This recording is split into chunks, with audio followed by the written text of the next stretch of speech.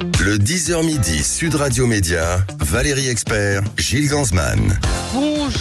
Bonjour à toutes et à tous. Mercredi 26 juin. Bonjour Gilles. Bonjour Valérie. Vous avez mis votre tenue? J'ai mis ma tenue d'été. Ah, vous pensez ma tenue de cycliste? Oui, de cycliste ou de rugby rugbyman. peut-être. Peut-être rugbyman, ça m'ira mieux que la tenue de cycliste. Allez, c'est une spéciale sport aujourd'hui, une spéciale sport Sud Radio. Vous savez que Sud Radio est la radio du sport. On va parler rugby à 10h30 avec Philippe Spanghero. Et évidemment, vous retrouverez, vous le savez, la finale ce week-end sur l'antenne de Sud Radio. Et puis Sud Radio, c'est aussi le cyclisme avec nos invités Pascal Chanteur et Vincent Barthaud. Bonjour. Bonjour à toutes et tous. Bonjour, merci d'être avec nous. Pascal Chanteur, vous étiez déjà intervenu l'année dernière dans l'émission Média. Vous êtes consultant Sud Radio, coureur cycliste professionnel entre 91 et 2000 et président du syndicat français des coureurs cyclistes. Et Vincent Barthaud, bonjour. Vous êtes consultant Sud Radio, ancien coureur cycliste. Vous avez publié complètement Barthaud, ma vie de vélo en 100 histoires épiques chez Solar. Et le Tour de France, mais ce sera tous les jours sur Sud Radio dans les vraies voies, l'arrivée de l'étape en direct. Vous avez été maillot jaune, Vincent Barthaud? Il n'est pas encore là, Vincent Barthaud. Il n'est pas là. Il faut me le dire. Voilà, mais j'ai pas mon cas. Oui, il a été maillot jaune. Il a été maillot jaune, je dis pas de bêtises. Bon, vous êtes prêt? C'est exactement ça. Vous êtes prêt, Pascal? Je suis prêt. Après autant de tours que vous avez couverts, l'excitation est la même. C'est un peu comme au théâtre, chaque soir est différent, chaque tour est différent. Chaque tour est différent, même si l'issue, c'est 21 étapes. C'est une course très difficile. C'est une histoire de vie. Hein. Vous savez, c'est une aventure humaine que les coureurs vont vivre. Et nous, en tant que suiveurs, c'est un peu la même chose. On découvre les magnifiques paysages de l'Europe, parce que aujourd'hui, on va partir cette année d'Italie. Et c'est toujours une expérience fabuleuse que de partir et de voir de nouveaux visages. Et les Italiens sont des tifosi incroyables et amoureux de la petite reine. Ouais. Puisqu'on parle de champion d'audience, TF1 hier, oui. Valérie. Le débat a bien fonctionné. D'abord, il y a eu le match. Alors, il y a eu le match qui a été un énorme carton, plus de 9 millions de téléspectateurs, plus de 50% de part de marché. Ça veut dire qu'un téléspectateur sur deux qui avait la télévision ouverte regardait le match de football de la France, alors que... c'est pas mal, hein. Ah oui, et puis c'était logiquement un match joué d'avance, puisqu'on était sélectionné. Il y avait un enjeu de savoir si on était premier ou deuxième et qui on allait rencontrer après. Progrès. Oui, j'ai écouté. Et puis également le débat, alors qui est un énorme carton, plus de 5 175 000 téléspectateurs, 26% de part de marché. À titre comparatif, des gros shows maintenant, comme Masked Singer ou autre, ça fait 16, ça fait 17, 18 quand ça marche très bien. Mais là, on est à 26% de part de marché. Ça veut dire que les Français regardent le débat et ce serait intéressant de voir la courbe. Oui, absolument. Alors ça, je ne l'ai pas encore. Sachant que le débat a commencé à 20h40, 45. L'audience que je vous ai donnée, c'est l'audience sans les coupures, sans les deux parties. Ça, on l'aura un peu plus tard. Ils ont coupé par une pub à 21h10. Et donc, ça a démarré à 45, après le journal, 40. Et donc, cette audience, c'est uniquement sur le premier quart d'heure? Non, sur les deux. C'est l'audience globale sur l'ensemble. Donc, c'est ça qui est fort. Donc, voilà. Vous avez regardé le foot hier?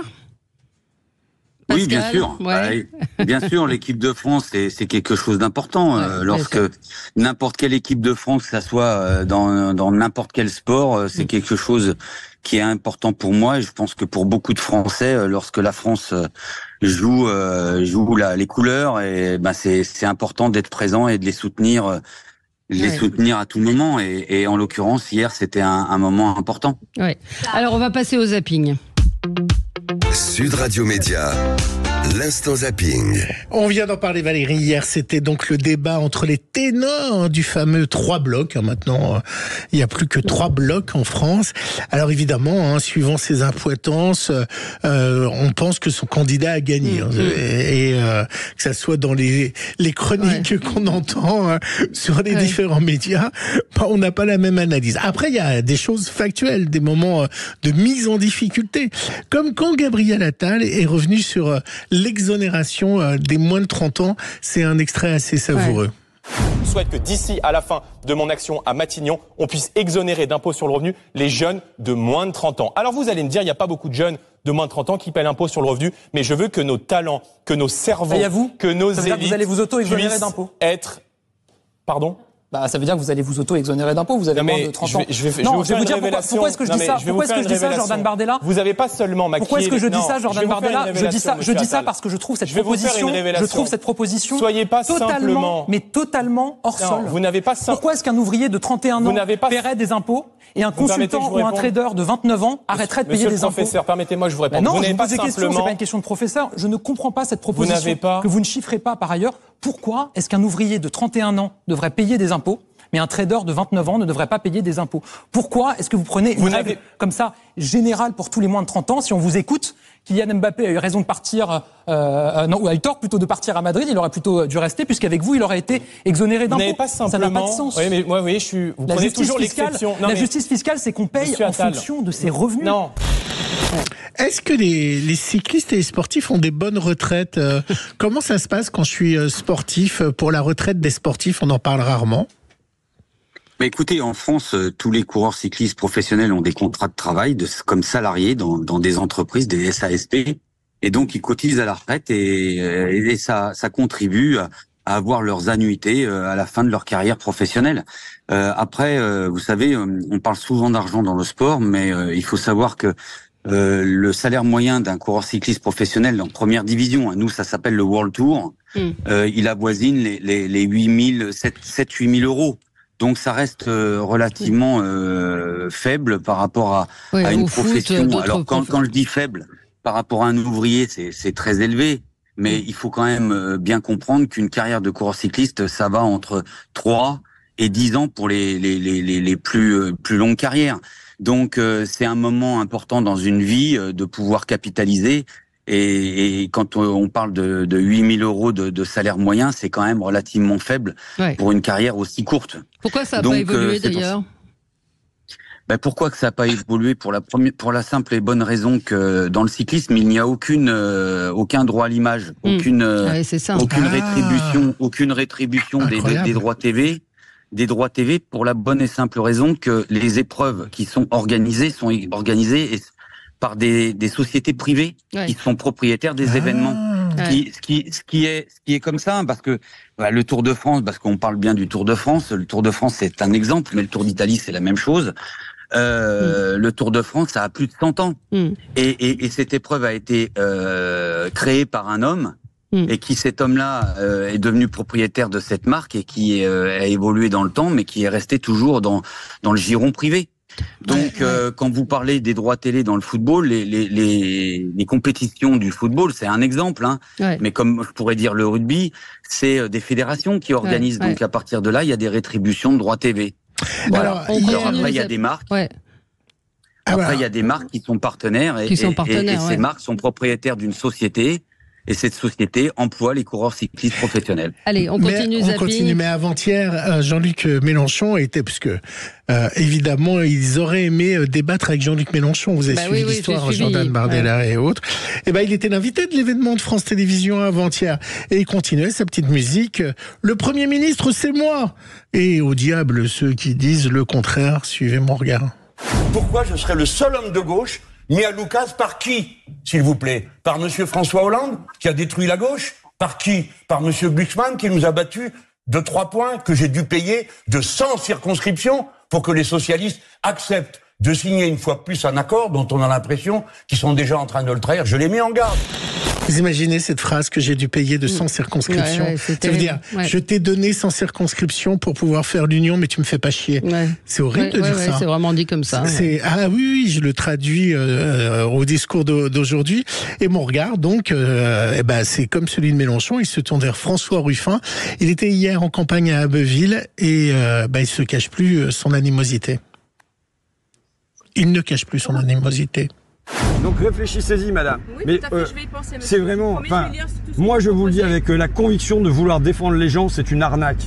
L'arnaque sociale du Rassemblement national. Vous n'êtes quand même pas pour M. Mélenchon ? Je suis. Lui, c'est lui, moi, c'est moi. Intéressant. Vous n'êtes quand même pas avec Jean-Luc Mélenchon, a dit cette dame.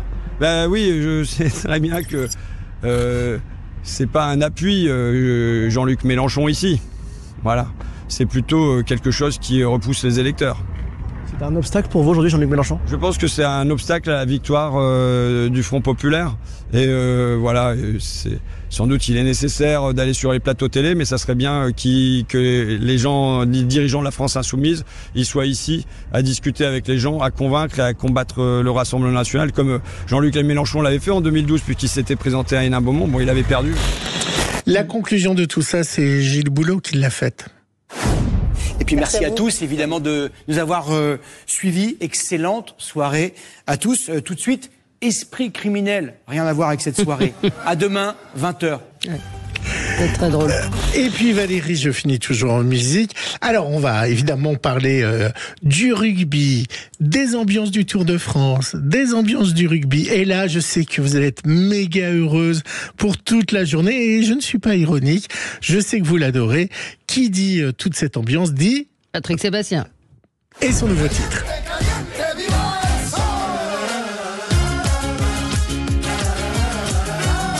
Bravo.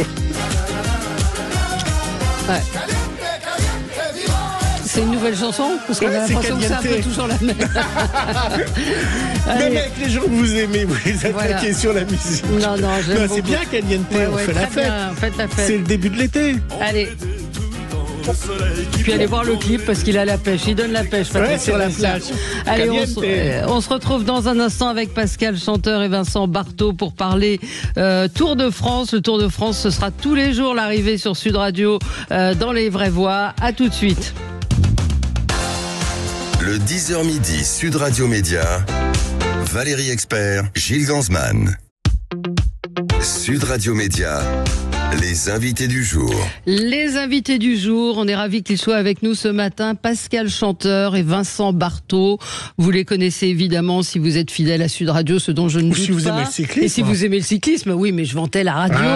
Mais voilà, évidemment, Pascal Chanteur, coureur cycliste professionnel entre 91 et 2000. Et vous êtes le président du syndicat français des coureurs cyclistes. Et Vincent Barthaud, bonjour. On ne vous a pas entendu dans la première partie. Consultant Sud Radio, ancien coureur cycliste et maillot jaune. Vous avez porté le maillot jaune, hein ?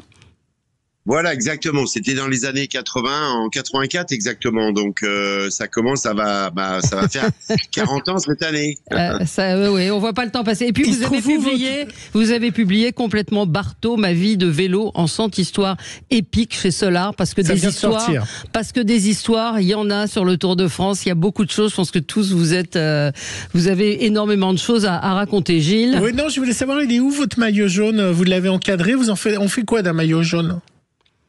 Alors les maillots jaunes, j'en ai eu à partir du moment où j'ai été 13 jours maillot jaune, j'en ai eu un le matin, un le soir, j'en ai eu 26. Ouais. J'en ai beaucoup offert aux mécanos, aux amis et autres, dans ma famille aussi. Et en fait, moi j'en ai gardé 2. J'ai récupéré malheureusement celui de mes parents parce qu'ils sont décédés, mais voilà, on en donne beaucoup en fait. Hein.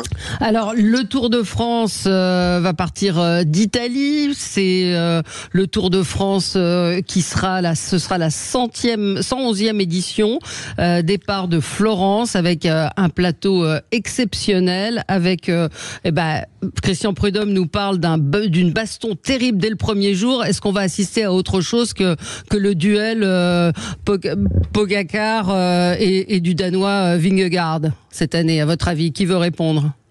Écoutez, ça va être, je vais vite laisser la parole à Pascal, mais on va vite être dans le vif du sujet parce que il faut savoir quand même on attaque les Alpes italiennes tout de suite. Ça s'appelle les petits Apennins. C'est vraiment dès le 4e jour. Entre Florence et Rimini. Voilà, en fait, la première étape est accidentée, la deuxième, elle est aussi accidentée. Par contre, la 4e, c'est déjà une étape de montagne, donc il va falloir être prêt tout de suite dans ce rendez-vous du Tour de France, sachant aussi que dès la première semaine, on a déjà un contre-la-montre individuel de 25 km qui devrait nous donner un petit peu les favoris du Tour. Ouais, mais vous pensez quoi, qu'il y aura vraiment de la baston ou pas? Oui, mais vous savez, il y a toujours de la baston dans le Tour de France. Alors là, cette année, il y a un petit peu de souci du côté de Vingegaard. Il a été victime d'une grande chute en milieu de saison. Il n'a pas recouru depuis.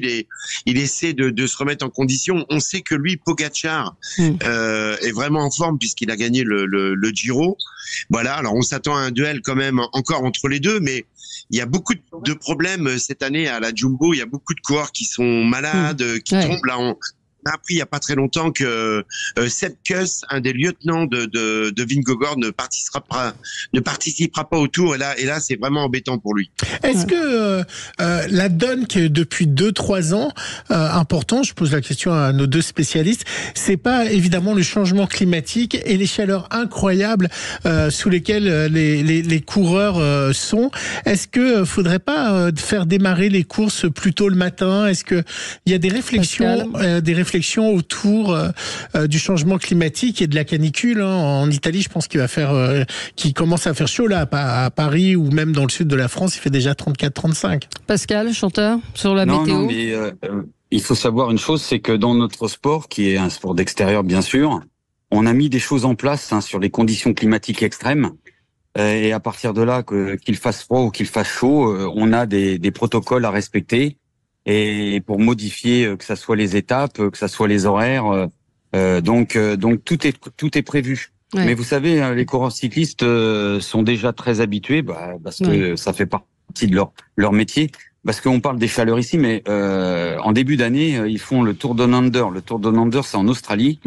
Et ils ont des températures allant jusqu'à 45-47 degrés. Ouais. Donc, et c'est au mois de janvier. Donc, vous avez des fluctuations de température où les coureurs viennent d'Europe, de l'hiver, et tout d'un coup, ils débarquent en Australie et ils ont des températures bien plus chaudes que même l'été chez nous.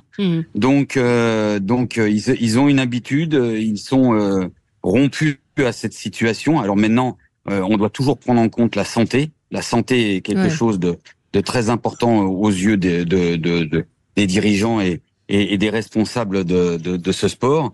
Donc, on y attache énormément d'importance. Est-ce qu'il y a des outsiders cette année? Oui, bien sûr. Vous avez, alors Vincent l'a très bien expliqué, mais vous avez Evenepoel qui va prendre le départ de son premier Tour de France. Vous avez un coureur, Vincent va m'aider, mais de chez Visma, qui a gagné Paris-Nice et qui va marcher très fort. Et je pense que Jorgensen, et qui va être, je pense, peut-être le coureur de Visma qui permettra à Visma d'être présent dans le carré magique, comme on appelle. Et puis vous avez Yates qui vient de gagner le Tour de Suisse. Donc oui, vous savez, le Tour de France, il y a des grands noms qui sont présents, mais vous avez 3 semaines de course et tout peut se passer, que ça soit une étape extrêmement difficile comme une étape dite de transition où tout peut se passer aussi. Vous savez, une chute, un problème de santé, c'est des choses qui sont très fragiles, qui font aussi partie de la course. Pascal, alors bien sûr, il y a le parcours, mais il n'y a pas que ça. Pascal, je sais qu'au syndicat des coureurs de l'UNCP, vous faites aussi attention à un phénomène de plus en plus important. On a vu l'année dernière qu'il y avait des motos qui avaient causé des accidents sur le Tour et sur les coureurs. Est-ce que le public et les motos sont de moins en moins... Enfin, on voit que le public n'hésite plus à harponner certains coureurs, etc., etc. Comment on peut rendre ça plus raisonnable? Alors, il faut savoir qu'il y a beaucoup de choses de mise en place. Déjà, au niveau des motos. Au niveau des motos, chaque année, on essaye d'en diminuer la participation de plus en plus. Et ça, France Télévisions et la presse est ouverte à enlever certaines motos ? Alors oui, bien sûr. Non, mais par exemple, France Télévisions met un minimum de motos. Vous avez 4 motos. Vous avez la moto de tête, la moto de tête échappée, tête peloton, queue de peloton, et puis une moto qui navigue à l'arrière pour les coureurs qui pourraient être attardés. Donc ça, c'est le minimum, parce qu'il faut aussi quand même retransmettre le sportif, retransmettre les images. C'est quelque chose de fondamental. Ça fait partie de notre sport. Mais à côté de ça, on doit faire attention aux autres motos médias et on y attache énormément d'importance. Pareil que pour la santé des coureurs, parce que ça en fait partie. Mais vous parliez des spectateurs. Si j'ai un message à faire passer, c'est venez nombreux sur le bord de la route, mais respectez surtout les coureurs, parce que vous savez tous que nous n'avons pas de tribune. Nous, notre terrain de jeu, c'est la route. Et la meilleure des choses, c'est de respecter un minimum et de prendre les distances adéquates pour ne pas gêner l'effort physique des coureurs. Ça reste un des sports quand même. Ça reste un des sports où les sportifs sont les plus proches du public. Hein. C'est, je sais pas s'il y en a d'autres, mais c'est vrai qu'on assiste chaque année à des comportements. Quand ils jettent de l'eau pour bien faire, ça gêne le coureur, j'imagine. Bien sûr, non, mais notre sport est un sport populaire, dit populaire. Vous savez, notre terrain de jeu, comme je viens de le dire, c'est la route. Les spectateurs qui sont sur le bord de cette route viennent gratuitement. Donc, à partir de là, c'est de les respecter, mais en règle générale. Là, on est en train de parler d'une minorité qui fait des conneries, parce que c'est le mot adéquat, et qui sont pour certains irrespectueux. Mais c'est une partie infime. La plus grande partie de notre public, c'est des gens qui respectent les coureurs. Bien sûr. Et on n'a pas de hooligans. On a cette chance-là de ne pas avoir de fous sur le bord des routes. Et ça, c'est quelque chose d'important et on doit le préserver un maximum. Alors, il y a des particularités au cyclisme, avec le cyclisme. On parle effectivement de ces spectateurs très proches. Et puis, il y a un autre élément dont on parle à chaque fois quand on parle de cyclisme, c'est le dopage. Vous allez nous l'énerver. Non, mais je ne serais pas énervé. Non, mais j'avais une question sur en fait les meilleurs avouent prendre de la créatine pour améliorer leur performance. Alors c'est autorisé pour l'instant. Est-ce que c'est un produit aux vertus dopantes? Et puis on parle aussi de prise d'euphorisants comme de la caféine pour lutter contre les coups de fatigue. Qu'est-ce que vous en pensez? Non, mais la lutte antidopage, c'est exactement comme la sécurité sur les courses. C'est quelque chose d'important. L'éthique, c'est important. Et pour préserver la compétition et les résultats sportifs, on se doit d'être irréprochable à ce niveau. Vous savez, il y a eu une révolution dans nos sports quand il y a eu les événements de 98. Et à partir de là, tout le monde s'est mis autour de la table pour essayer de contrer ce fléau qui est quelque chose de prégnant dans tous les sports et dans la vie. Vous parliez juste avant des gens qui utilisaient la cocaïne. C'est exactement la même chose aujourd'hui, notre société. La créatinine. Non, mais je réponds à votre question. Je réponds à votre question. Vous m'avez posé une question. Donc, à partir de là, vous avez parlé en ouverture de votre journal des gens qui utilisaient de la cocaïne. C'est de la drogue. C'est exactement comme un produit dopant où il y a des milliers et des millions de Français qui l'utilisent pour aller au boulot. Bon, nous, dans le sport, on se doit d'être irréprochable à ce niveau-là, et il y a des contrôles qui sont effectués tous les jours. La créatine, vous savez, c'est un médicament qui est aujourd'hui contrôlé. C'est quelque chose qui n'est pas spécialement dopant par les experts, parce que moi je suis pas médecin. Mais la caféine, et vous avez donné le mot de la caféine. La caféine, c'est un produit qui est utilisé et qui n'est, à mon époque et à l'époque de Vincent, qui était réglementé par des doses, des taux. Ce qui n'est plus le cas aujourd'hui, et non pas par notre sport, mais par l'Agence mondiale antidopage. Et ça, nous, le cyclisme, on se bat pour qu'il y ait à nouveau un taux de mise en place. Parce qu'on estime que la caféine, c'est quelque chose de dangereux, même si certains experts estiment le contraire. Eh bien, nous, à l'image du tramadol, parce que le tramadol, le cyclisme s'est battu pendant 3 années pour le rendre interdit. Et aujourd'hui, l'AMA a enfin daigné le rendre interdit, et c'est quelque chose de fondamental. Donc, on est très attaché à ça, et on est les avant-gardistes sur des médicaments qui arrivent sur le marché et qui pourraient être dangereux pour la santé de nos coureurs. Mais ils n'ont pas toujours une longueur d'avance avec le dopage, parce qu'on voit qu'il y a plus beaucoup de gens qui se font prendre avec des nouveaux produits, avec des docteurs Vous avez tout dit. Ouais. Vous avez tout dit. Vous avez des médecins véreux qui cherchent à contrer les contrôles. Mais aujourd'hui, j'ai tendance à dire que le coureur qui chercherait à tricher va passer entre les mailles du filet quelque temps, mais un jour il va se faire attraper. Et ça, c'est quelque chose de fondamental. Et à partir du moment où on multiplie les contrôles et que les contrôles sont effectués de plus en plus rigoureusement, de plus en plus proches les uns des autres, eh bien à un moment donné, les tricheurs auront de plus en plus de mal à passer entre les mailles du filet. Et vous savez, s'il y a bien un sport qui n'a pas peur de condamner et de sanctionner ses athlètes, c'est bien le cyclisme. On en a fait la preuve depuis de longues années, et aujourd'hui la main est lourde. La main de la Fédération internationale est lourde, et quand on se fait prendre ces 4 ans, ça veut dire que pratiquement, c'est pas pratiquement, c'est une fin de carrière assurée. Donc aujourd'hui, des tricheurs, il y en aura toujours, ça fait partie de l'être humain, mais il faut qu'ils comprennent que tricher, c'est une faute grave, et qu'à partir du moment où on fait cette faute grave, on sera sanctionné gravement. Est-ce que, alors une dernière question, alors c'était très compliqué avec Vincent Barthaud, c'est pour ça que pour nos éditeurs, c'est pas qu'on a plutôt interrogé Pascal Chanteur, mais la connexion est compliquée avec Vincent Barthaud. Rapidement, une petite anecdote d'une histoire épique qu'on trouve dans votre livre. Écoutez, un jour, je participais au Grand Prix de Rennes et j'étais le favori pour Cyril Guimard. Il fallait faire la course pour moi, mais malheureusement, à un moment, en arrivant sur Rennes, j'avais une envie pressante de faire un pipi, mais j'avais pas eu le temps de m'arrêter. Et quand on est arrivé sur le parcours, c'était rempli de pavés, je pouvais pas tenir. Et à un moment, je me suis caché dans une rue. J'ai attendu que le peloton fasse le tour de 7 km et je suis revenu dans le peloton. Je suis redescendu voir Guimard. Je lui ai dit, écoute, ça y est, j'ai pissé. On peut jouer, on peut y aller. Je suis en forme. Et à un moment, il m'a fait, écoute, Vincent, sors de la course, va rouler 50 km. Mais je dis, pourquoi Cyril? Personne m'a vu. Il me dit, le monsieur qui est à côté de moi est commissaire. J'aurais fait mieux de me taire. Votre livre, c'est plein d'anecdotes, et puis ce sera aussi beaucoup d'histoires sur ce tour, ce 111e Tour de France sur Sud Radio. Évidemment, à suivre l'arrivée de l'étape tous les jours en direct dans les vraies voies. Et puis ils interviendront évidemment dans le journal s'il y a de l'actualité. Vous serez là avec nous. Et puis l'arrivée à Nice, il faut noter qu'à cause des JO, l'arrivée est à Nice. L'arrivée est à Nice. Merci Pascal Chanteur, merci Vincent Barthaud. Merci à vous bon tous. Tour à vous, et ça démarre dès samedi sur les antennes, avec évidemment l'émission de sport sur Sud Radio. Donc on vous retrouvera dès samedi pour le débat. Allez, on continue avec l'émission d'Alexandre Priam. Alexandre Priam, mangez pas trop de pizza et de Chianti. Allez, on se retrouve dans un instant, nous, pour parler rugby, la finale.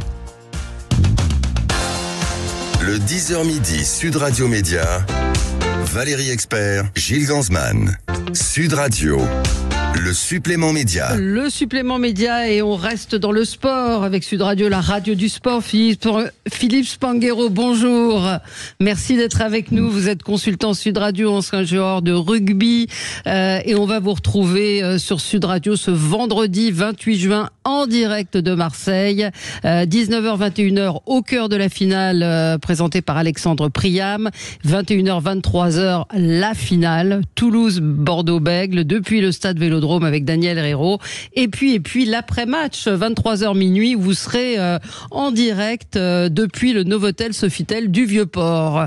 Alors la tension monte un peu, Philippe, comment vous vous sentez? Enfin, c'est pas vous qui jouez, mais vous vous préparez comme un sportif? Bonjour d'abord les amis. Oui, mais la tension monte forcément sur Sud Radio, la radio du rugby. On a vécu cette saison avec beaucoup d'intensité, et c'est l'aboutissement. C'est forcément toujours particulier. Il n'y a pas beaucoup de surprises. On attendait Toulouse. Bordeaux a fait une belle saison aussi. Il y a eu un peu plus de surprises sur les phases finales concernant Bordeaux, mais c'est une belle finale. Très originale, puisqu'elle se jouera à Marseille, Jeux Olympiques oblige, et on sait qu'à chaque fois l'ambiance à Marseille pour les matchs de rugby est exceptionnelle. Donc on a hâte, bien sûr, et puis on retrouvera nos auditeurs et tous les gens qui nous écoutent dès 17h avec Daniel et Johan Huget à Marseille pour parler rugby et parler des enjeux de la finale avec les gens qui viendront nous rendre visite. Et puis à partir de 19h, comme vous le disiez, émission spéciale jusqu'à minuit. Est-ce que vous pensez que les Marseillais vont venir au stade Vélodrome, eux plutôt habitués au football, venir supporter le rugby? Et d'après vous, pour quelle équipe ils vont être?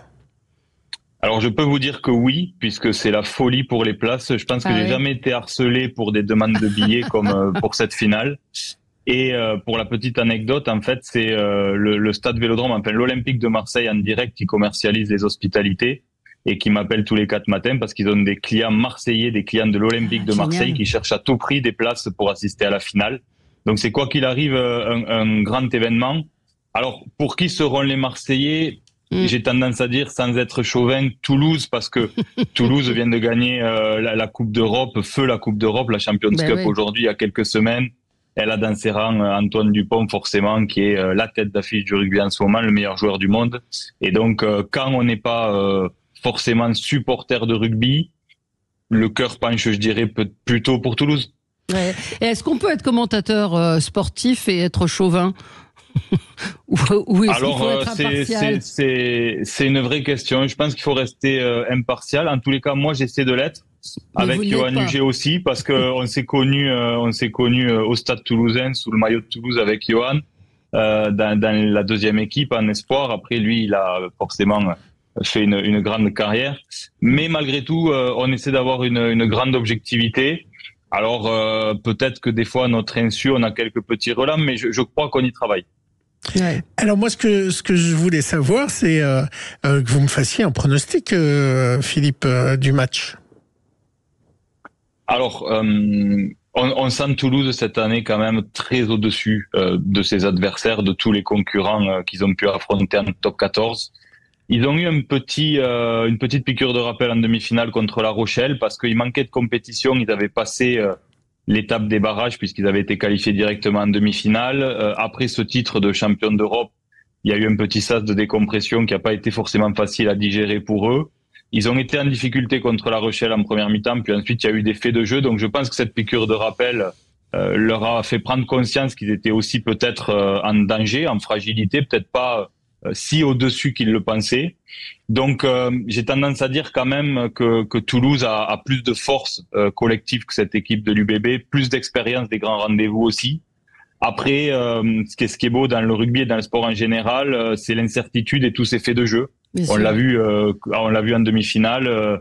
La Rochelle a eu 2 cartons rouges qui ont fait basculer complètement ce match. Donc, si Toulouse se retrouve dans la même situation, pour des faits de jeu, ça va peut-être équilibrer certainement les forces, mais on sent quand même Toulouse vraiment très dominateur cette saison, comme ça a rarement été le cas sur une saison de top 14. On voit qu'actuellement, la vérification des matchs et le VAR est en train de changer le football. Hein. On l'a vu hier soir avec un demi-centimètre a fait que le pénalty qui avait été bien contré par l'équipe de France, on a dû le rejouer et tant pis pour nous.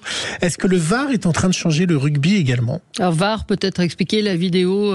Oui, la vidéo arbitrage. La vidéo arbitrage. Alors ça l'a déjà changé puisqu'en fait le rugby a été précurseur. On a démarré avec la VAR bien avant le foot.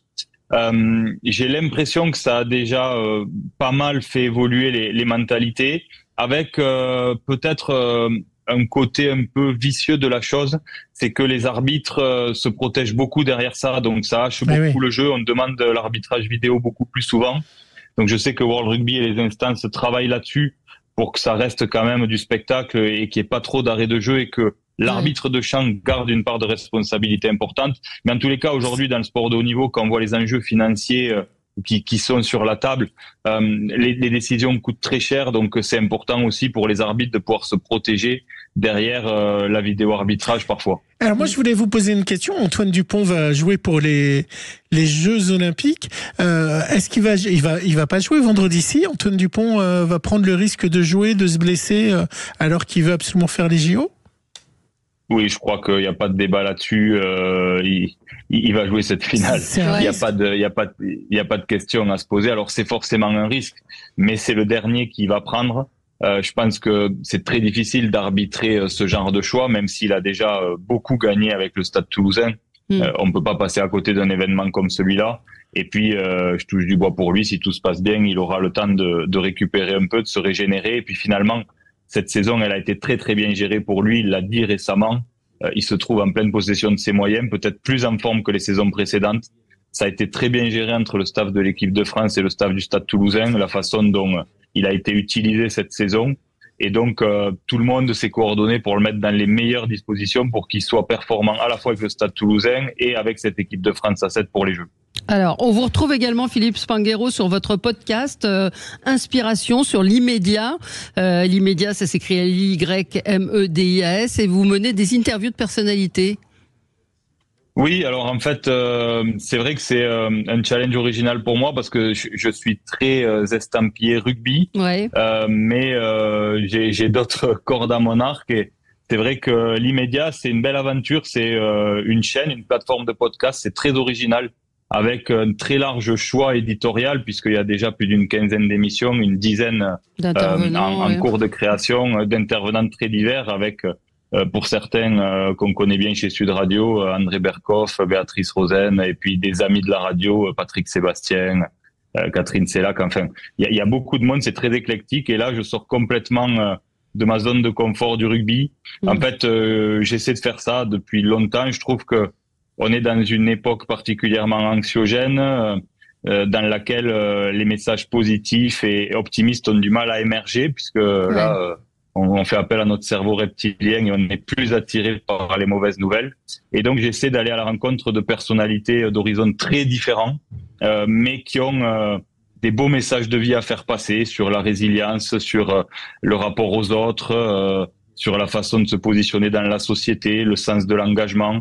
Et tout ça, c'est très important pour moi. C'est un fil rouge avec le rugby, quelque part, parce que le sens de l'engagement, je l'ai appris dans le rugby.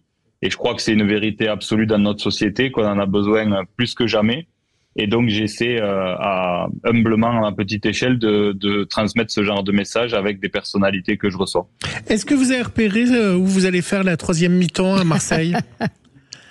Alors, Marseille, c'est très compliqué parce qu'il y a vraiment des habitudes. Pour tout vous dire, là, en fait, maintenant, il y a un endroit qui s'appelle le Son des Guitares à Marseille, qui est un peu une institution. Et en fait, avec le temps, on est tellement habitué qu'il m'envoie un texto en général la semaine avant la finale en me disant « Bon, Philippe, vous serez combien ?» Parce que il faut anticiper. Et comme à chaque fois, on trouve du monde entre la sortie du stade et la route du Son des Guitares, on doit être 4 et puis on arrive à 12. Donc à chaque fois, ça les met un peu sous pression. Donc là, on anticipe. Mais ouais, la 3e mi-temps marseillaise est en général particulièrement agréable. Ah bah ouais, et c'est pas un mythe donc la 3e mi-temps dans le rugby. Non, c'est pas un mythe et ça fait partie, ça fait partie du folklore. Et puis honnêtement, c'est vrai qu'on a beaucoup de plaisir et c'est là où on voit que peut-être ce sport est particulier, mais on retrouve des copains contre qui on a joué, avec qui on a joué, et puis finalement on se retrouve tous ensemble et c'est vrai que c'est toujours des bons moments et ça fait partie de ce qui nous donne envie aussi d'aller les vivre sur place. Ouais. On va gagner des JO. Voilà. Je crois qu'on est en mesure de gagner les JO. Alors la poule de l'équipe de France à 7 est tombée cette semaine, elle est difficile, mais on a quand même beaucoup de certitudes cette saison. Le rugby vous fait à 7 peur, français. Philippe ? C'est toujours les Fidji principalement, parce que le rugby à 7 ça va très vite. C'est 2 fois 7 minutes sur un fait de jeu, un match bascule. Mais cette équipe de France, elle attaque cette compétition avec un titre de champion du monde, hein, ce qui n'était jamais arrivé, puisque sur la saison régulière, elle a gagné. Donc, elle a acquis quelques certitudes sur sa capacité à battre les meilleurs. Je pense que l'effet Dupont est indéniable. Je sais pas à quel point ça se mesure en pourcentage psychologique, mais ce qu'il a apporté de sérénité, de confiance à cette équipe, c'est énorme. On les a vus assez transformés sur le terrain. Ouais. Et donc, ils ont les cartes en main. Mais bon, forcément, ce qui change, c'est qu'ils seront attendus différemment. C'est-à-dire que il y a encore un an, cette équipe de France, elle était dans le top 5 mondial, mais pas plus. Et là, elle va démarrer ses Jeux Olympiques avec un statut de champion du monde. Bon, on va laisser le mot de la fin à une auditrice, Véronique, qui nous dit « Vive Toulouse !» Donc voilà, ce sera en tout cas à suivre vendredi soir sur Sud Radio, en direct de Marseille, évidemment au cœur de la finale avec Alexandre Priam, vous l'avez évoqué tout à l'heure, entre 19h et 21h. La finale, évidemment, Toulouse-Bordeaux-Bègles, depuis le stade Vélodrome, avec l'incontournable Daniel Herrero, et puis l'après-match match avec vous depuis le Novotel Sofitel. Ça fait, je vous coupe, pardon, mais ça fait plus de 40 ans avec cette finale que Daniel Herrero a commencé son aventure au commentaire de Sud Radio. C'est incroyable et on a beaucoup de chance de l'avoir à nos côtés. Absolument. On a une très belle équipe et on a hâte de se retrouver vendredi. Voilà. Valérie, vous avez vu, on est prêt à remplacer Alexandre Priat, absolument. Et on peut faire dans la mêlée à 20h. On va tout faire, le Tour de France, le sport. Merci. Puis on a la chance de vous avoir aussi, Philippe Spanghero, consultant Sud Radio. Qui est incroyable. Et puis on a une super équipe de sport, Sud Radio. Allez, je vous les ai mis juste pour les citer, Valérie, rapidement. Daniel Herrero, François Trio, Julien Thomas, Quentin Cabanis, Rémi Dos Santos, Johan Huget. Vive le rugby, vive la radio du rugby. Merci à vous et nous on se retrouve dans un instant pour les débats. À tout de suite. À suivre sur Sud Radio, mettez-vous d'accord, Valérie Expert. Sud Radio, la radio du rugby.